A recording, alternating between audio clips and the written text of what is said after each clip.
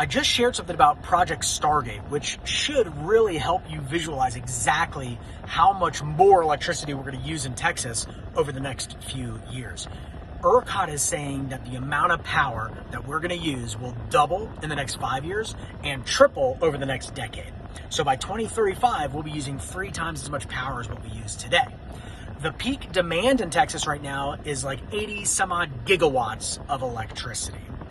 That means in 5 years, it'll be 160, 170, and in 10 years, it'll be 240, something like that.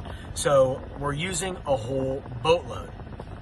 One major contributing factor to that are these data center projects for artificial intelligence, cryptocurrency, cloud storage, exactly what all of our favorite social media channels are hosted on. Project Stargate is a 5 gigawatt project that will likely expand down the road as well. So imagine that. The total gigawatts that we use in Texas already today is 85 or something to that effect. So if we add 5 gigawatts in and of itself, that's already like 7% more than what we're using today from one of these data center projects. Now, that happens to be a gigantic project. And what I want to break down here and in part 3 is a visualization, conceptualization to help you understand exactly how much power these data centers consume. So the first thing that we need to understand is what's a kilowatt and what's a kilowatt hour. So on your electricity bills, you're very used to seeing how many kilowatt hours of electricity you use. What's the difference between a kilowatt and a kilowatt hour? A kilowatt is the instant amount of electricity or the instant amount of load that you need at any moment in time. If you use that amount of electricity consistently over the course of an hour, then you'll have consumed a kilowatt hour of electricity. Texas demand today is around 85 gigawatts of electricity, which means the peak load or peak demand from Texas is 85 gigawatts. On a hot summer day where it's 100 plus degrees outside and everybody's running their AC at full clip for a full hour, then we're using 85 gigawatt hours of electricity. So how much is a gigawatt hour? A megawatt is 1,000 kilowatts and a gigawatt is 1,000 megawatts. So that means a gigawatt is 1 million kilowatts. And Project Stargate, of course, is 5 gigawatts. So if you use 1 kilowatt for a full hour of time, that means you used 1 kilowatt hour. That means that Project Stargate's going to use 5 million kilowatt hours every single hour of every single day.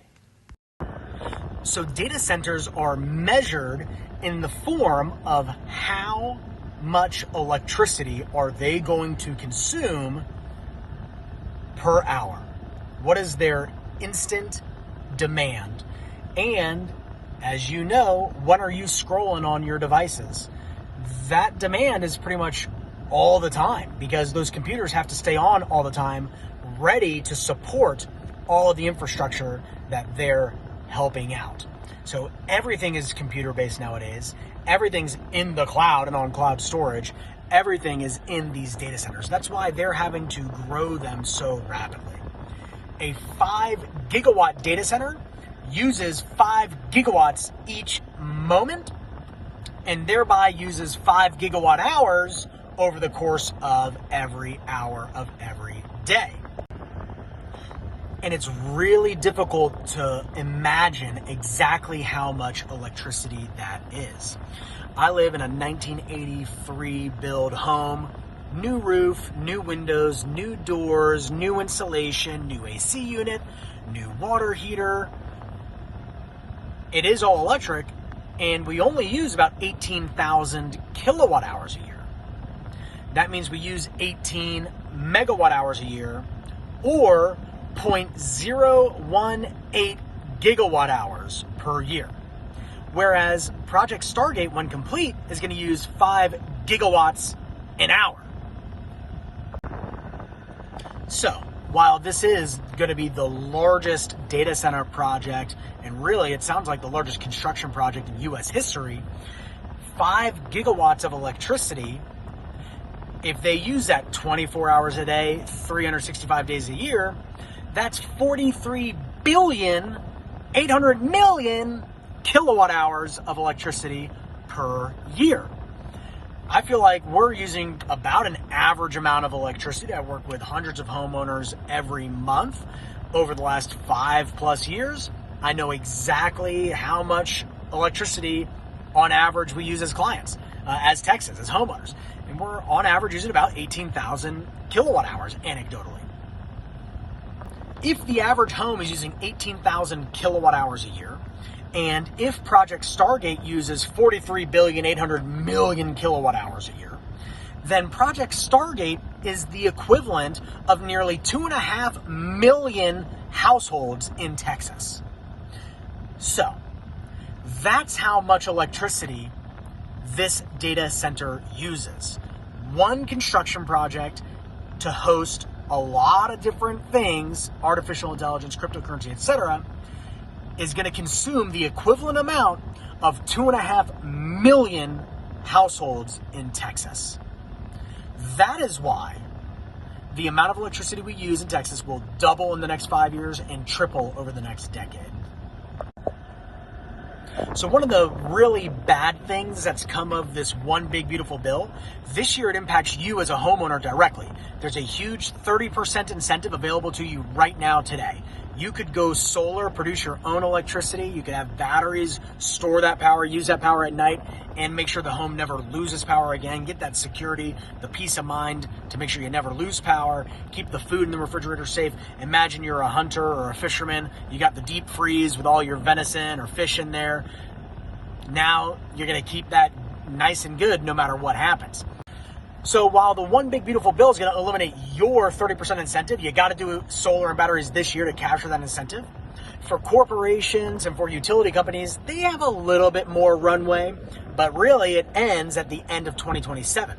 So a lot of these huge utility scale projects, not just renewable energy, just utility scale production projects, whether it's wind, hydroelectric, solar, batteries, nuclear, gas-fired plants, whatever the case might be, their incentives end at the end of 2027. So a lot of these projects takes years in planning and development.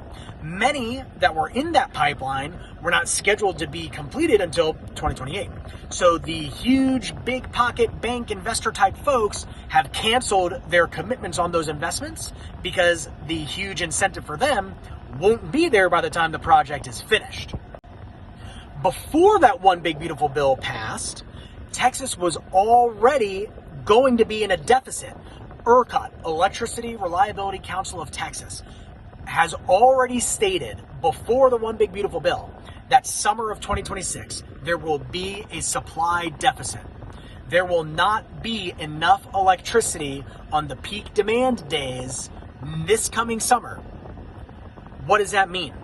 That means you're going to have rolling outages. Maybe you're not going to be impacted immediately. Maybe the first year it's not going to be an issue. The issue is that the demand is booming rapidly. Demand and investments in data centers, etc., is not slowing down. However, these huge supply electricity generation projects are slowing down immensely. So, summer 2026 will only be the first instance of issues. What else happens in supply-demand constraints? Think to other things. Think to something more relatable. What happened to egg prices earlier this year? Well, a bunch of chickens had, mad cow disease or whatever it was. They had to slaughter hella chickens. And so all of a sudden, egg prices shot up. Why? The supply of eggs decreased. The demand stayed the same. Prices went up. What happens during every crisis? People go to Walmart and they blow out the shelves of all the toilet paper. Demand is huge spike in demand for toilet paper, not enough supply. So there's no more supply on the shelf. So what does that mean for electricity? If demand exceeds supply with electricity, what happens? Two things are going to happen. The first thing you're going to feel, you're already feeling it, the rates of electricity are already increasing. they're going to continue to increase, and they're going to increase more rapidly than they ever have. So the first thing it's going to hit is your wallet. What you were paying for electricity this year, last year, and years prior, you're never going to see it again. It's going to get more expensive. The second thing is the electricity is going to sell out off the shelf. There's not going to be enough electricity. They're going to do rolling outages. They have to. Next summer, it sounds like it's going to be like a 5, 6, 7% deficit. So not a huge deal, right? Maybe you're in the 95, 93% of lucky people that don't experience the power outage in summer 2026. Well, the demand will continue to climb and the supply is not keeping up. All this to say, if you don't produce your own electricity in the very near future, you may not have any electricity at all. So, here's the solution. Here's the fix. Produce your own power. Solar and batteries. So long as the sun rises the next day, the system is producing power, powering your home first, charging your batteries. You use the battery's electricity at night. Cycle starts over again the next day. Depending on your use case, depending on what you're trying to accomplish, you could go with a way overkill system and be full-fledged off-grid, prepared for anything, like a huge catastrophic event. Or for most of our clients, we're recommending going economically off-grid. Let's just eliminate your grid power bill and get you safety and protection to last during the majority average grid outage event.